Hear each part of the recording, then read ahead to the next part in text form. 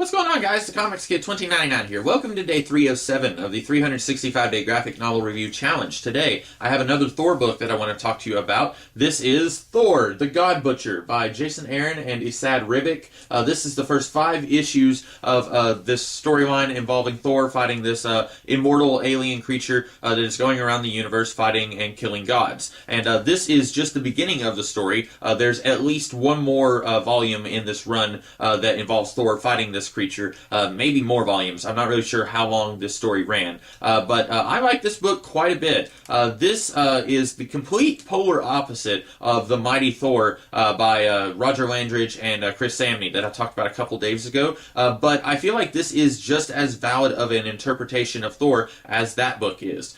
This is a war story that spans almost a million years, it feels like, and The Mighty Thor is a love story with a little bit of superhero action thrown in there. But I feel like both of them are equally valid interpretations. And I don't read a lot of Thor, but one thing that I really do like about the character when handled right is that there are many different ways that you can handle the character.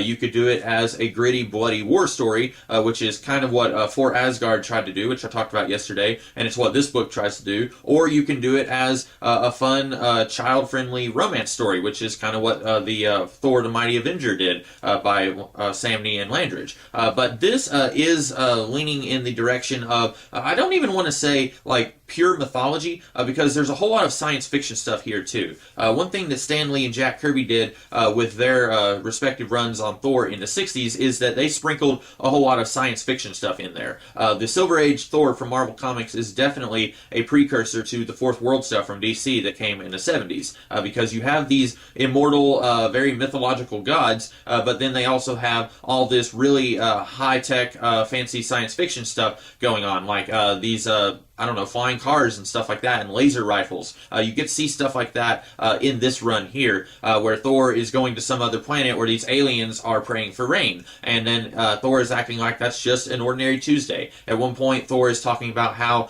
he has lived so long, he doesn't remember everything. He doesn't remember the first star that he walked on. And this is stuff that I feel like should be inherent with a Thor book. You shouldn't just limit Thor to being a superhero fighting crime on Earth. You can have that be part of the series DNA, but you need to have more to it than that. And I like that this isn't limiting itself to Thor the superhero or even Thor the Norse god. It's also throwing in a lot of the alien science fiction-y stuff, which has been part of the Thor series for a really long time, but a lot of writers, they will go in one direction or the other.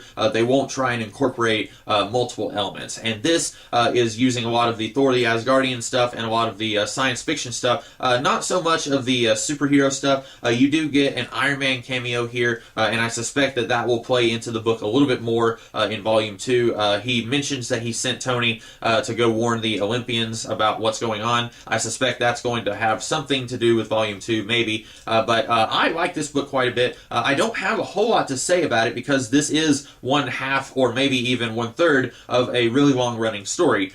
So I can't talk a lot about it, but I like the scale of this book. I like that we're getting to see Gore, the God Butcher, in multiple different time periods of Thor's life. We get to see him when Thor was a young man in, I think, 893 AD. We get to see him then. We get to see him in the present day, and then we get to see him a couple thousand years in the future where Thor is the last Asgardian, and he is basically begging Gore to kill him, but Gore won't kill him. So I really like that. I feel like it makes it feel like Jason Aaron knows what he's doing, and he has plans to be on this book for a really long time. And as we know now, he has been on this book for a really long time. It's been about 5 years that he's been writing Thor. Now it's a different Thor than the one that we have here, but he's been continuously on this book in one way or another since this storyline. And that's really cool. I like it whenever you have a really talented creator who stays on a book for a really long time and they don't just do 1 or 2 storylines and then they leave to go do something else. It makes me wish that he had this kind of passion and wanted to stay on Wolverine and the X-Men, because I really liked his Wolverine and the X-Men run.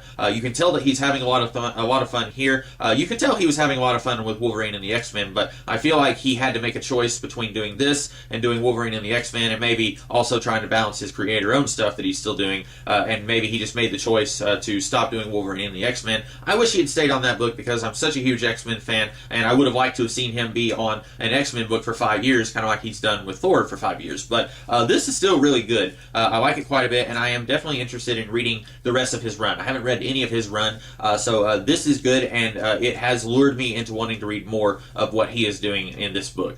So anyway, I definitely recommend Thor the God Butcher. I hope that you guys like this video, and if you did, be sure to like, share, comment, and subscribe, and I will be back tomorrow with a different video. In the meantime, you guys have a great rest of the day. Catch you later.